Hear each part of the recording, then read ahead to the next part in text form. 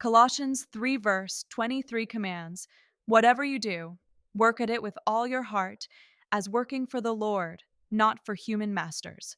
This powerful exhortation elevates all labor, whether in ministry, the marketplace, or at home, to an act of worship when it is done with a pure heart for God's glory.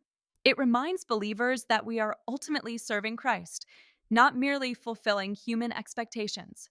This perspective is reinforced in Colossians 3, verse 24, since you know that you will receive an inheritance from the Lord as a reward. It is the Lord Christ you are serving. Our motivation is not earthly recognition, but eternal reward.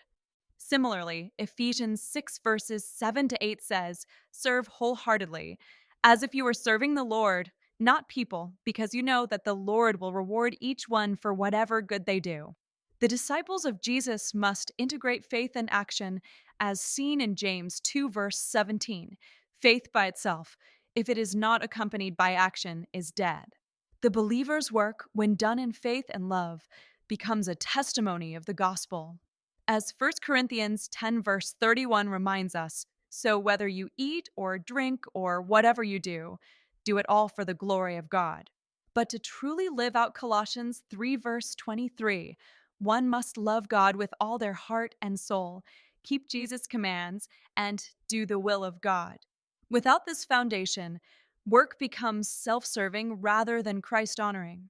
Jesus said in John 9, verse 4, "We must work the works of him who sent me while it is day. Night is coming when no one can work." Every moment is precious for God's purpose. Those who are led by the Spirit, Romans 8, verse 14, will view work as a calling, not a burden, knowing their labor in the Lord is never in vain. 1 Corinthians 15, verse 58.